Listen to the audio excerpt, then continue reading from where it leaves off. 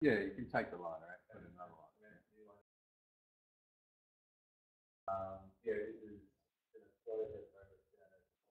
Yeah. So about a year and a half's gone by in this process, but that wasn't. So we had an unstable hip with an ununited migrated trochanter.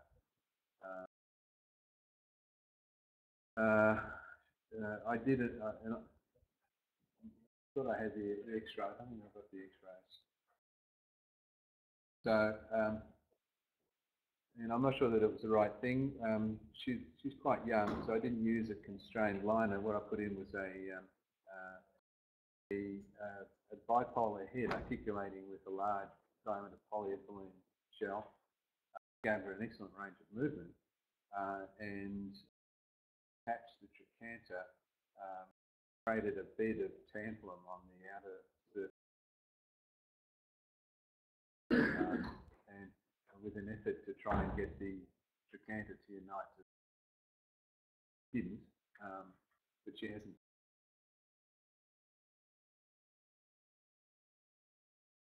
We've moved on. She's not unstable, and we've got rid of all that metalwork, and gets around with the limp, and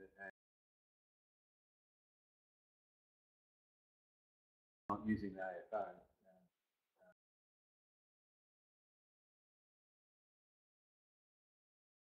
So it just shows how one thing can lead to another. One thing she hasn't got is an infection. I think she had a DVT. All right. I don't think I handled that very well to start with. You know, would have, on retrospect, it would have been much better off using a different implant for sure. So.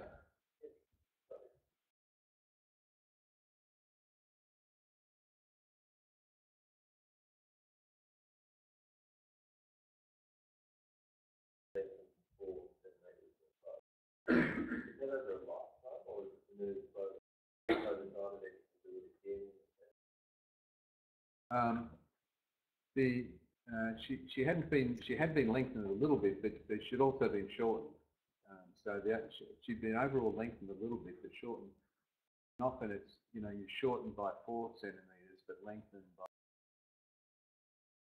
bring it right down to a very high position. I don't have a rule about how much.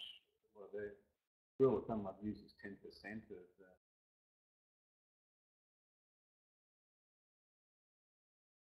the lengthen, but really you've got to be guided by what the nerve is, looks like, feels like, and you've got to be, you can't lengthen people who have had a history of sciatica or disc prolapse as much as you could lengthen somebody who has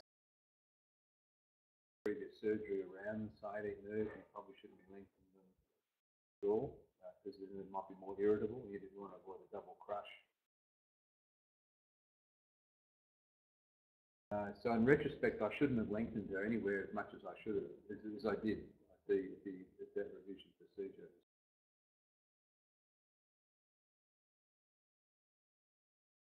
I didn't really take enough notice of the fact that she'd already been lengthened, and then I was lengthening her again. That was the point. So this lady had a hip replacement 3 years ago, yeah. And she has severe buttock pain, and really severe buttock pain.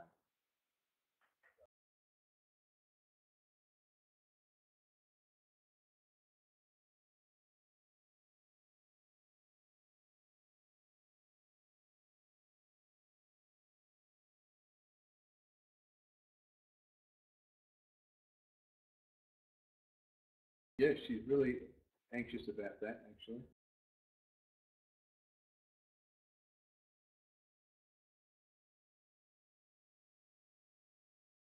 Do you know what these implants are? Sorry, I didn't know. Yeah.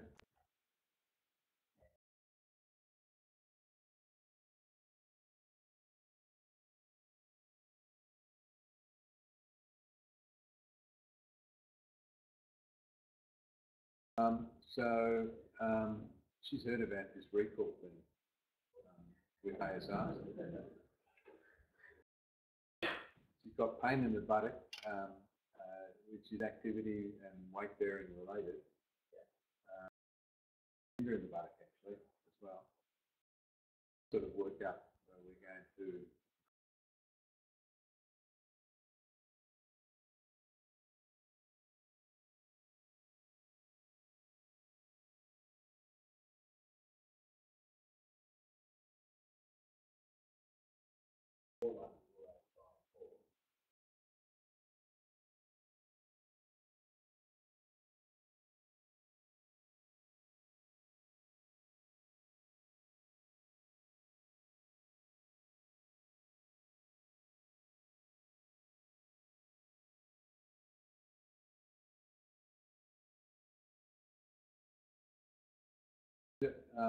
Yeah, go on.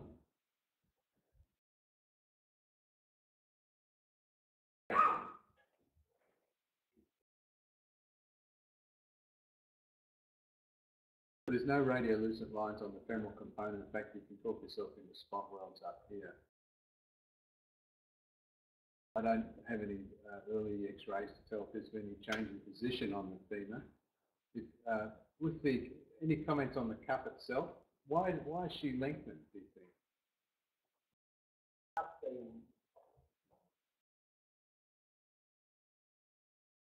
Yeah.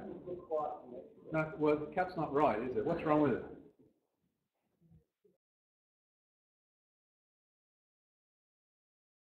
Well, if I said when I templated the left side, I would put a primary in that was 50 millimeters in diameter.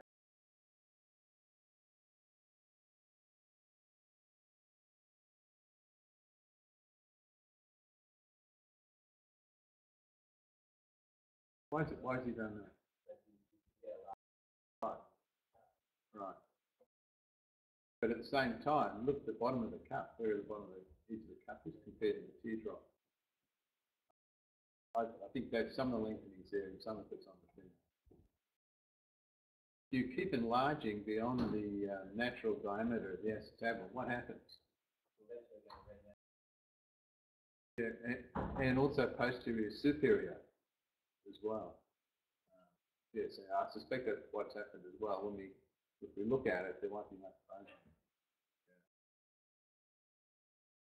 Yeah. Okay, so we're going to rule out infection because it's 3 years after surgery. With the ASR cups that are painful, do you see anything? Why might they be painful? Well, yeah. What else? No. How are they failing? Why are they being recalled?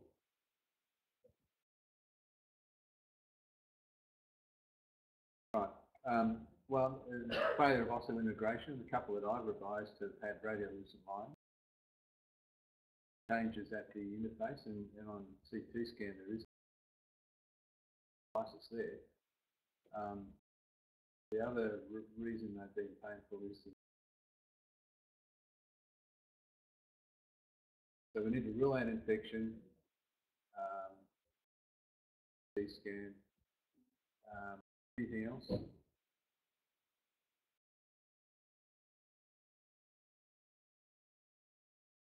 I've got to explain why she's got pain in the buttock, tender. I did an aspiration arthrogram, and when I aspirated the hip, there was like sump oil.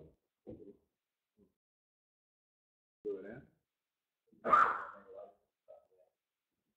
And I injected dye, and the dye leaked through the posterior capsule, formed a big pool in the buttock beneath gluteus maximus. So, and I put local anaesthetic in that, and that took her pain away. That's where the pain's coming from. I don't think it's loose, but there's changes at the interface. What I'm going to do now.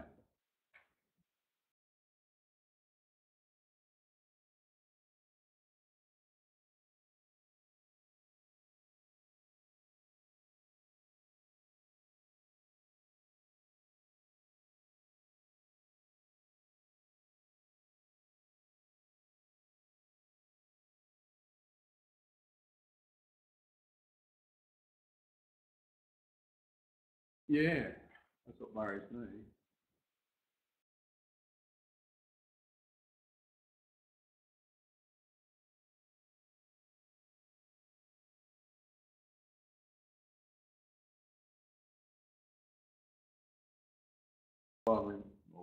may not need it, but I think you need to be aware that there's likely to be a deficiency, a segmental deficiency. The anterior column doesn't bother me much, but that's true. Okay. She said, but the one thing I want is my legs beautiful.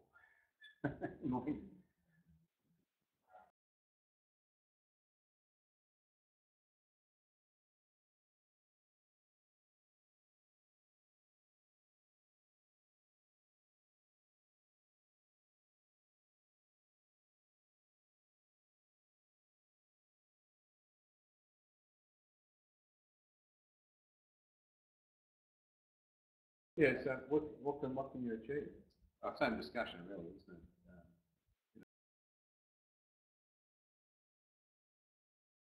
Well, I've gone through that with her and documented how much I think I can shorten her. Be aware if you shorten people who are long, then you actually increase reducing impingement and instability.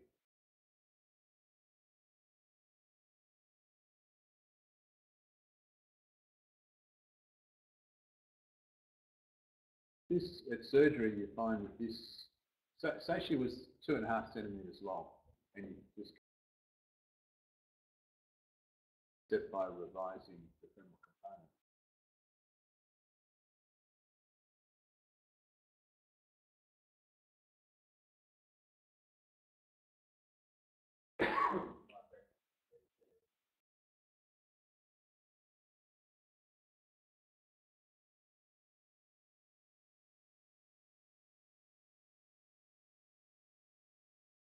There. Where do you find it?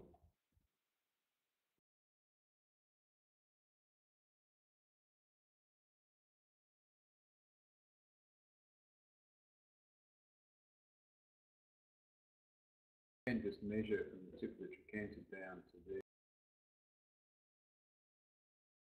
You could make a drill hole. You can drill, where you're going to make your osteotomy and your linear aspirate, put the saw in it. If you hit metal, you still can't. Are there any other ways of getting this out? Oh, you're going to do this through a posterior approach or a direct lateral approach?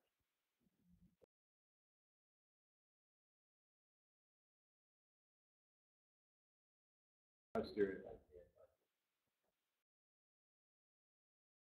Are there any other ways of getting a corral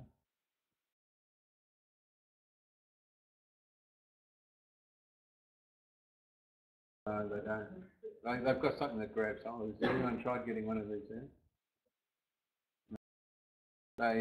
This has got vertical grooves on it, and they suggest taking a K-wire and running along the grooves.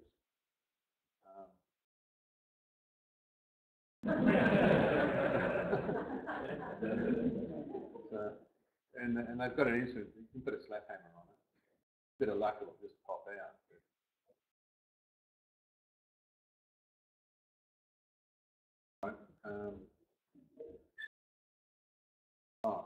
Okay.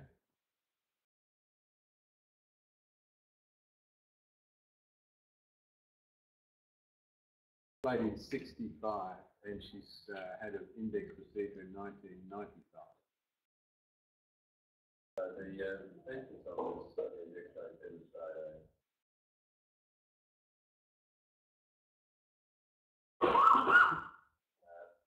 X-ray demonstrating